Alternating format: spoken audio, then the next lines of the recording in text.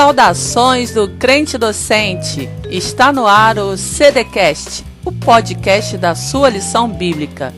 Eu sou a professora Renata Santana e estamos estudando a revista Lições da Palavra de Deus da Central Gospel com o tema Discipulado Cristão, Teologia e Prática.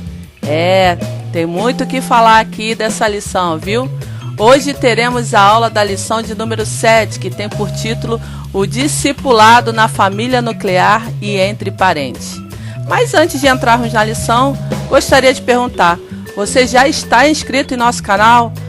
Se não está, inscreva-se agora, basta um clique. Também é importante acionar o sininho para receber nossas notificações e ficar por dentro de todas as novidades que aparecem por aqui. Não deixe também de dar o seu like e compartilhar com seus amigos, ok? E então, vamos lá? Nossa lição começa com o texto bíblico de Deuteronômio 6, do 1 ao 9, que é a Shema judaica, o texto mais importante para os judeus. O versículo 4 diz, Shema Israel, que significa ouça e obedeça, ouvir com atenção é o que significa essa frase. Então, ouça e obedeça, Israel. Adonai, nosso Deus, é um, e ame Adonai, seu Deus, com todo o seu coração, com todo o seu ser e com toda a sua capacidade. Estas palavras que ordeno a você hoje estarão no seu coração. Ensine-as com cuidado, ou seja, de maneira diligente, a seus filhos. Fale a respeito delas ao sentar-se em casa, ao viajar pela estrada, ao deitar-se e ao levantar-se. Ate-as à sua mão como sinal. Ponha-as na parte frontal da sua cabeça, à volta da sua testa, e escreva-as nos batentes das suas portas e em seus portões. Essa versão lida é a versão da Bíblia judaica, que traz aí um panorama bem claro do que Deus estava trazendo aí para o seu povo. Daqui extraímos princípios fundamentais para reger nossa família dentro dos princípios divinos. Porém, alguém pode dizer aí, mas isso é Antigo Testamento, uma palavra específica para Israel? Bom, não é bem assim. Esta não é apenas uma orientação específica para um povo num determinado tempo, mas sim um princípio divino que deve ser encalcado no coração e na mente, a fim de que busquemos com todas as forças cumpri-lo. A verdade é que nós vivemos numa sociedade que todos os valores éticos e morais estão sofrendo duros ataques. Aquilo que é correto fazem passar por errado, enquanto que o pecado se apresenta como algo natural e bom. Isso tem se desenvolvido de maneira tão sutil que muitas famílias, até cristãs, têm incorporado hábitos e atitudes pecaminosas sem se dar conta do mal que estão cultivando em seus lares.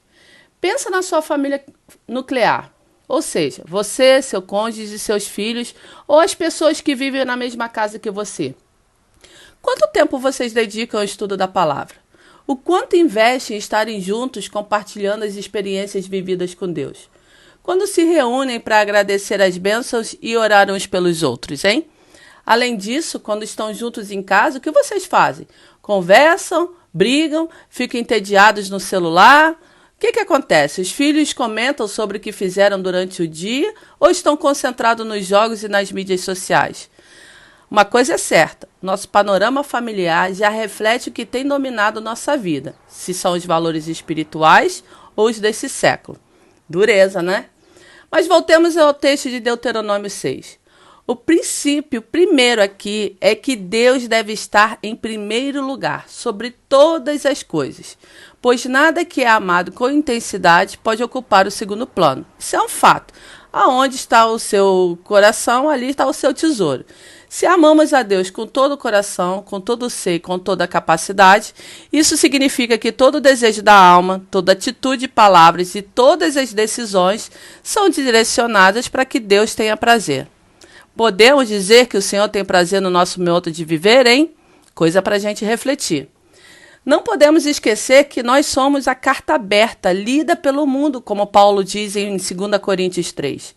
Somos exemplo para o mundo e nossa família está no centro das atenções, como motivo de glorificação a Deus ou não.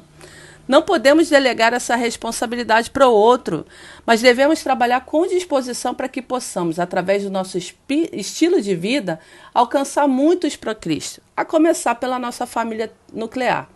Isso é trabalhoso? Sem dúvida, muito trabalhoso, mas acredite, também traz muitas recompensas. Paulo diz em 1 Coríntios 7, do 12 ao 14, que se o homem tem uma mulher incrédula, ou a mulher tem um marido descrente, não deve se afastarem, mas o crente santifica o descrente e assim também aos seus filhos. Infelizmente, gente, por falta de sabedoria, muitos homens, maridos cristãos, no desejo de servir a Deus, ocupam muito do seu tempo na igreja ou fazendo a obra e não dedicam o tempo necessário para que a sua casa seja santificada através da sua presença e atitude amorosa. Não podemos esquecer que nossa maior missão é a nossa família. Teremos que dar conta dela a Deus. Como podemos ser uma bênção para todos os de fora se a gente não consegue alcançar o coração dos nossos cônjuges e filhos? Se tem uma batalha que a gente não tem entrega, é justamente em nosso lar, pois Satanás tem prazer em destruir aquilo que Deus fez como coroa da sua criação. Portanto, minha gente, devemos nos revestir da armadura de Deus, certos de que nossas divergências não são contra pessoas, mas contra potestades e principados das trevas. Cientes disso, nossas atitudes serão sempre em favor de buscar a harmonia em nosso lar e nunca ficar debatendo quem é que tem a razão. Tem um ditado que é muito repetido aqui na minha casa, que é melhor ser feliz do que ter razão. Isso é uma verdade. Muitas vezes a gente fica gastando muito tempo e energia tentando provar quem é que tem razão, enquanto nós poderíamos estar usando esse tempo para ser feliz ao lado daqueles que amamos. Então fica aí esse ditado para você. Outra coisa que a gente precisa ressaltar é que as crianças sempre foram alvo da ira de Satanás. Todas as vezes que Satanás queria destruir uma geração, ele mandava matar as crianças. Mas nos dias atuais nós temos visto uma atuação bem sagaz no modo de roubar do coração dos pequenos o amor por Deus e por sua palavra. E isso, infelizmente, muitas vezes tem começado dentro dos nossos lares. Os filhos são negligenciados com muita naturalidade, mesmo dentro de uma esfera totalmente cristã e de ensino bíblico. O exemplo disso é o tempo que estão na igreja, ou seja, tempo demais. Calma aí, não se assuste não, mas é um fato. Algumas crianças passam tanto tempo dentro da igreja que sequer têm oportunidade para brincar, descansar ou desfrutar até da companhia dos pais. Aprende princípios bíblicos através dos professores da escola bíblica, mas nunca tem oportunidade de ouvir os dos seus pais, porque estão sempre correndo para cumprir as demandas da vida, inclusive em serem úteis na obra de Deus. Aprendem sobre o certo e o errado com amigos e pais de amigos, alguns até membros da igreja, é verdade, mas com conceitos distorcidos dos princípios divinos. A gente tem que estar muito atento a isso, porque não são porque estão dentro da igreja que estão de acordo com o nosso modo de viver, a nossa santificação, o nosso modo de buscar a Deus. Mas mais uma vez devemos voltar ao texto bíblico da lição. Em Deuteronômio, Deus instrui: ensine-as com cuidado, está falando das crianças, está falando da palavra, né? Essa palavra, essa Shema que Deus traz. Ensine essa palavra com cuidado aos seus filhos, de maneira veemente, de maneira diligente. Fale a respeito delas ao sentar-se em casa, ao viajar pela estrada, ao deitar-se e ao levantar-se. O que a gente aprende aqui? Que o ensino dos fundamentos bíblicos exige presença e constância. Marque bem isso. Presença e constância. Não é algo que se faz esporadicamente, ou quando sobra tempo, ou se tem vontade, mas é uma prática que deve ser contínua, de exemplo, de explicações e repetições, até que fique bem sedimentado no coração e na mente da criança. Sabemos que criança a gente tem que repetir, até com os adultos são assim. Mas é algo que exige muito da nossa presença e de realmente estarmos ali repetindo isso continuamente. Então não podemos negligenciar essa tarefa que Deus colocou nas nossas mãos. Mas o texto continua: ate-as à sua mão como sinal, põe-as na parte frontal da cabeça, à volta da sua testa, e escrevas nos batentes das suas portas e em seus portões. Atá na mão. Os mais velhos eu vou perguntar: quem nunca amarrou um barbante no dedo ou no pulso para lembrar de algo importante? No tempo em que não havia celulares, esse era o nosso alarme. Será que temos atado esse lembrete em nossa mão e sempre olhamos para ele a fim de que nossas ações apontem para o Deus único, hein? É claro que eu não estou falando aqui de um lembrete físico, mas um lembrete de trazer à memória mesmo. Será que temos feito isso? Está na nossa mente as palavras de Deus? Podemos trazê-la à memória sempre que tivermos que agir ou reagir a uma situação? Ela está nos batentes da nossa porta para que seja vivida dentro do nosso lar? Porque, gente, não podemos ser eficientes como cristãos apenas fora de casa, mas principalmente dentro, de maneira que aquilo que praticamos com a nossa família nuclear possa se refletir fora. Ao sermos cumpridores dessa palavra, podemos ter certeza que o nosso testemunho alcançará nossa parentela e também os que estão à nossa volta e até os mais distantes. As pessoas não olham, mesmo que a gente não se dê conta disso, viu? O evangelista Moody disse: acredito que a família foi estabelecida muito antes da igreja e o meu dever é primeiro com minha família. Não devo por nenhuma razão negligenciá-la. Essas palavras são fato. Não há obra ou ministério maior e mais importante que nossa família. E todo esforço para que seja saudável é de responsabilidade daqueles que têm o Espírito Santo de Deus, ou seja, nós. Diante dessas questões, vale reforçar: mulheres, não deixem seus esposos sozinhos, expostos a investidas malignas. Estejam juntos, sejam guardiães de suas mentes e corações.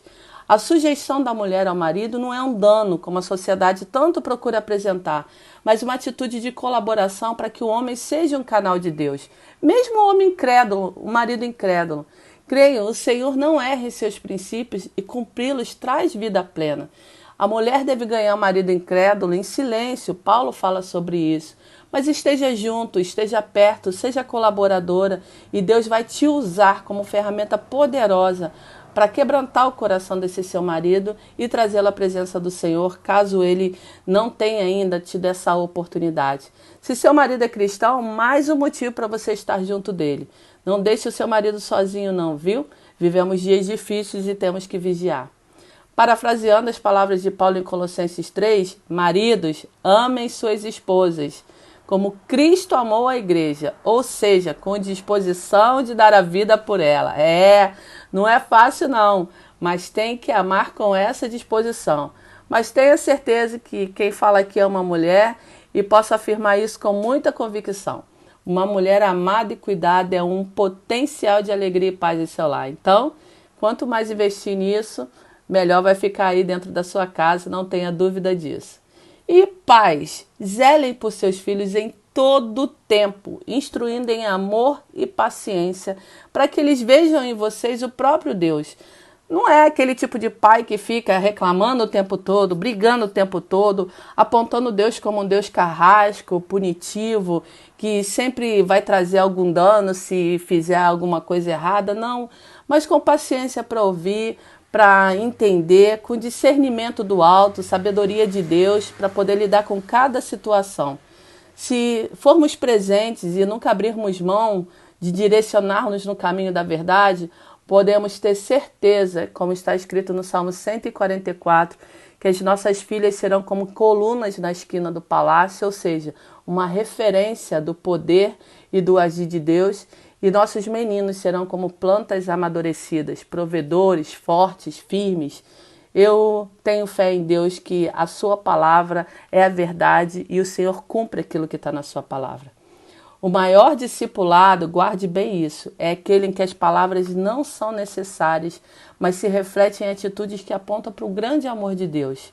Que seja assim o nosso lar, que nossas atitudes de paciência, de fé, de compreensão, de amor, de misericórdia, possa ser tão maior do que muitos discursos que a gente tem a fazer e assim nossos filhos, nossos cônjuges sejam alcançados por esse grande amor de Deus.